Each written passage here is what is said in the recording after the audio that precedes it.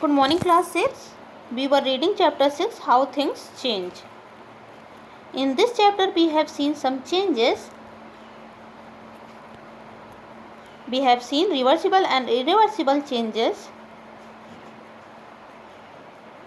physical and chemical changes. We have understood about expansion and contraction, physical changes in water. So we were reading about physical changes in water, and we have to start from this paragraph. So students, open page number 75 in your science book and keep a pencil with you to underline hard words. Different solutes dissolve to different extents in a particular solvent at a particular temperature. Underline this word. Extents means strength.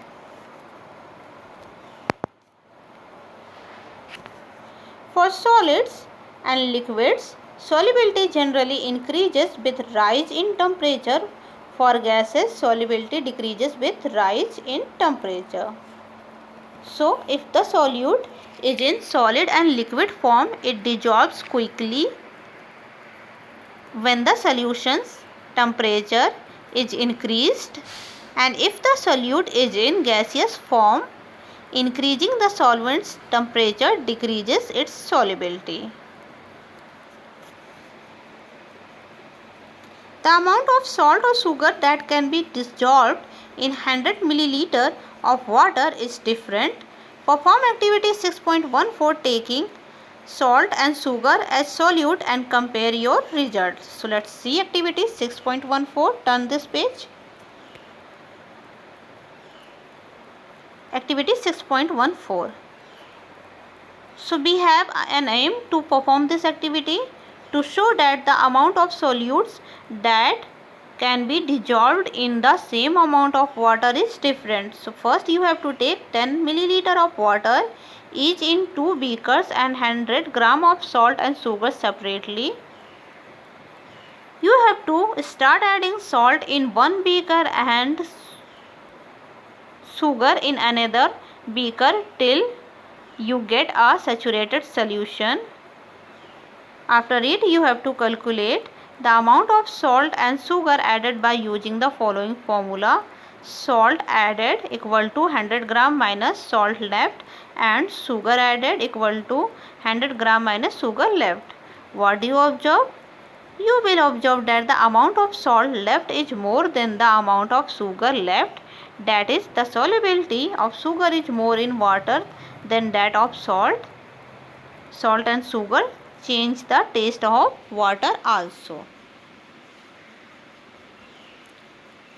So in this activity we found that the amount of sugar left after mixing sugar in water was not much, whereas the remaining salt after mixing the salt in water was more.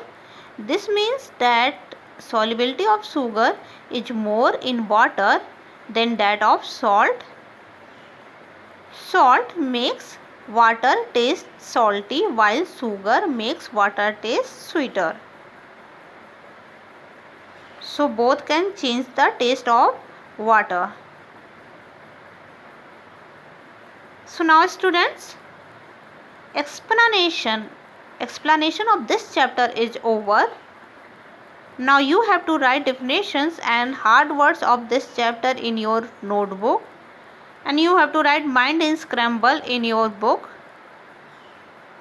Hard words have to written exactly as I underlined the chapter by explaining it. I underlined in the chapter by explaining it. So that's all for students. That's all for today, students. In the next class we will see. We will try to complete exercises of this chapter. So thank you, class.